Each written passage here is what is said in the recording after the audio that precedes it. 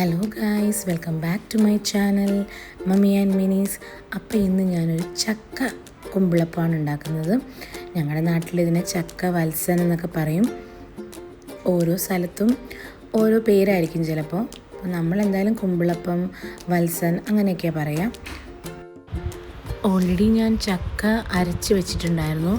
ആ ചക്കയിലേക്ക് നമുക്ക് ശർക്കര ഉരുക്കിയതും കൂടി ഒഴിച്ചു കൊടുക്കാം. ശർക്കര പാനി അതുകൂടി ഒഴിച്ചു കൊടുത്ത് നന്നായിട്ട് മിക്സ് ചെയ്തെടുക്കാം. നമുക്ക് ഈവനിങ്ങിലൊക്കെ വളരെ പെട്ടെന്ന് തയ്യാറാക്കാൻ പറ്റിയൊരു റെസിപ്പിയാണ്. നമ്മുടെയൊക്കെ കുട്ടിക്കാലമൊക്കെ ഈ ഒരു സ്നാക്കൊക്കെ കഴിച്ച് തന്നെയല്ലേ നമ്മളെല്ലാവരും വളർന്നിരിക്കുന്നത്. അപ്പോൾ അതിനകത്തേക്ക് തേങ്ങ ചിരണ്ടിയതും കൂടി ചേർത്ത് കൊടുക്കുന്നുണ്ട്. ഈ തേങ്ങ ചിരണ്ടിയത് ചേർക്കുമ്പോൾ ഒരു പ്രത്യേക സ്വാദാണ്. അത് കഴിക്കുന്ന സമയത്ത് ഇതിങ്ങനെ കടിക്കാൻ കിട്ടുമ്പോൾ നല്ലൊരു പ്രത്യേക ടേസ്റ്റാണ്. അതുകൊണ്ട് തന്നെ ഞാൻ കുറച്ച് കൂടുതൽ ചേർത്ത് കൊടുത്തിട്ടുണ്ട്. എന്നിട്ട് നമുക്കത് മിക്സ് ചെയ്തെടുക്കാം. ഇത് സത്യം പറഞ്ഞു കഴിഞ്ഞാൽ മിക്സിങ് മാത്രമേ ഉള്ളൂ. വളരെ പെട്ടെന്ന് തന്നെ നമുക്ക് ചെയ്തെടുക്കാൻ പറ്റുന്ന ഒരു ഈവനിങ് സ്നാക്കാണ്. നമുക്ക് ചക്ക അവൈലബിളായിട്ടുള്ള സമയത്ത് നമുക്കിത് മിക്കപ്പോഴും ഈവനിങ്ങിലൊക്കെ ഇതൊക്കെ തന്നെ ആയിരിക്കും നമ്മുടെ വീട്ടിൽ സ്നാക്കായിട്ട് ഉണ്ടാവുക. അപ്പോൾ അതിനകത്തേക്ക് നമുക്ക് ഗോതമ്പ് പൊടി ചേർത്ത് കൊടുക്കാം. ഗോതമ്പ് പൊടിയും ചേർക്കാം, അരിപ്പൊടിയും ചേർക്കാം. ഞാനിതിവിടെ ഗോതമ്പ് പൊടി ചേർത്തന്നേ ഉള്ളൂ. അരിപ്പൊടി ചേർത്ത് കൊടുത്ത് നമുക്കിത് തന്നെ ഉണ്ടാക്കിയെടുക്കാം. സെയിം ഇതുപോലെ തന്നെ ഉണ്ടാക്കിയെടുക്കാം. ഞാൻ ഗോതമ്പ് പൊടി ചേർത്ത് കൊടുത്തിട്ടുണ്ട്. ഞാൻ മൊത്തവും ചേർത്തിട്ടില്ല. ഞാൻ കുറേശ്ശെ കൺസിസ്റ്റൻസി നോക്കിയിട്ട് ചേർത്ത് കൊടുക്കുകയാണ് ചെയ്യുന്നത്.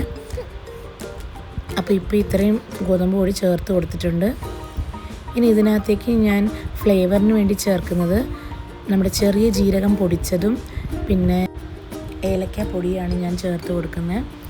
അപ്പോൾ ഇതിനകത്ത് ചുക്ക് നിങ്ങളുടെ കയ്യിലുണ്ടെങ്കിൽ ചുക്ക് പൊടിച്ചിട്ടിട്ട് കൊടുത്താൽ അതും ഒരു പ്രത്യേക ടേസ്റ്റാണ്. എൻ്റെ കയ്യിലിപ്പോൾ ചുക്ക് ഉണ്ടായിരുന്നില്ല, അതുകൊണ്ട് ഞാൻ ചുക്ക് ചേർത്തിട്ടില്ല. ചുക്കും കൂടി ചേർത്തിട്ടാണ് നിങ്ങളിത് ഉണ്ടാക്കുന്നതെങ്കിൽ കുറച്ചുകൂടി ടേസ്റ്റ് മുന്നിട്ട് നിൽക്കും. അപ്പോൾ ചുക്കുള്ളവർ ചുക്കും കൂടി ചേർത്ത് കൊടുക്കുക.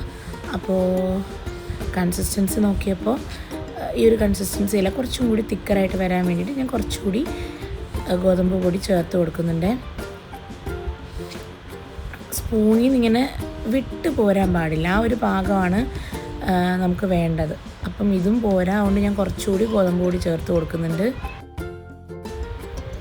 ഇനി ഇത്രയും മതിയാവും. ഇതോടുകൂടി ഞാൻ ഗോതമ്പ് പൊടി ചേർത്ത് കൊടുക്കുന്നത് സ്റ്റോപ്പ് ചെയ്യുകയാണേ.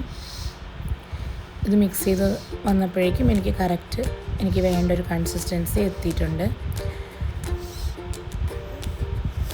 അപ്പോൾ വളരെ സിമ്പിളായിട്ട് പെട്ടെന്ന് നമുക്ക് തയ്യാറാക്കാൻ പറ്റിയൊരു ഈവനിങ് സ്നാക്കാണിത്.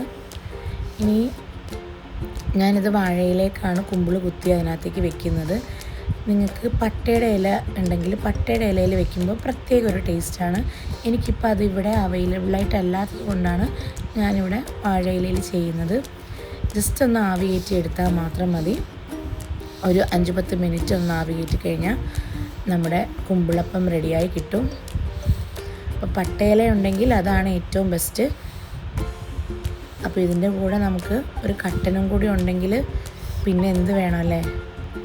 അപ്പോൾ ഞാൻ അതൊന്ന് പൊളിച്ച് നോക്കുന്നുണ്ട് എങ്ങനെയായി വന്നിട്ടുണ്ടെന്നുള്ളത്. അപ്പോൾ പെർഫെക്റ്റായിട്ട് തന്നെ വന്നിട്ടുണ്ട്. അപ്പോൾ അതാ ഞാനൊരു കട്ടനും കൂടി ഇട്ടിട്ടുണ്ട്.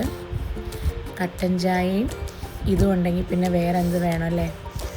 അപ്പോൾ റെസിപ്പി എല്ലാവരും ട്രൈ ചെയ്ത് നോക്കാം. എൻ്റെ ചാനൽ ഇഷ്ടമായിട്ടുണ്ടെങ്കിൽ സബ്സ്ക്രൈബ് ചെയ്തും ഷെയർ ചെയ്തും ലൈക്ക് ചെയ്തും ഒക്കെ സപ്പോർട്ട് ചെയ്യുക. അപ്പോൾ താങ്ക് യു ഫോർ വാച്ചിങ്.